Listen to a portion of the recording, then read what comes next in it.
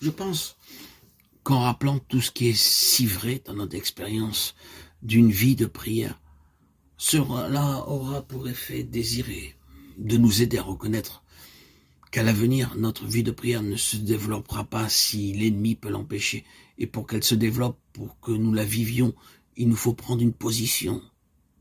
Elle ne viendra pas simplement d'elle-même. Nous verrons que nous n'y serons pas simplement amenés. Nous verrons que nous n'y arriverons jamais à une vie de prière puissante, que nous n'y entrerons pas facilement sans une lutte de toute notre volonté. C'est un combat, c'est un défi contre l'ennemi. Nous verrons que nous serons formés et brisés, qu'il y aura un conflit, une bataille pour avoir ce temps de prière. Et que l'ennemi se saisira tout le temps, en permanence, de tout le domaine des choses pour s'y opposer. Et il emploiera tout ce qu'il a de surnaturel à son ordre pour détourner l'homme de la prière, de la vie de prière. Vous et moi, bien-aimés en Christ, frères et sœurs, devrons lutter pour notre vie de prière. Et plus nous avancerons spirituellement avec le Seigneur, plus nous trouverons qu'il en sera ainsi. Ce n'est pas que l'ennemi cherche à nous empêcher, vous et moi, d'avoir une vie de prière personnelle. Ce n'est pas contre cela qu'il lutte. C'est le témoignage du Seigneur Jésus qui est lié si intimement à la vie de prière des enfants de Dieu qu'il cherche à détruire.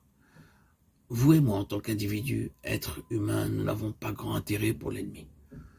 C'est ce qui est lié à nous, ce avec quoi nous sommes liés en Christ, sa souveraineté, sa gloire qu'il conteste.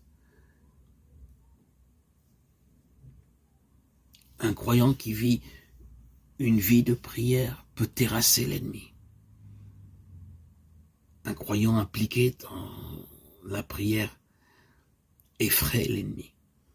Ne comprenons-nous pas, ne sommes-nous pas frappés très fortement par le fait que cette résistance opposée de la part de l'ennemi contre notre vie de prière implique, et d'ailleurs elle fait plus qu'impliquer, elle déclare et proclame positivement que la gloire et l'honneur du Seigneur sont son témoignage, sont avant tout défendus par la prière. La prière est l'arme puissante qui soumet l'ennemi. Si elle est le point central de l'activité de l'ennemi, elle signifie donc que les intérêts les plus hauts du Seigneur sont assurés par la prière. Et cela met la prière à la première place. Cela n'est certainement pas nouveau et cependant, il est bon de souligner encore et toujours cette immense et grande vérité.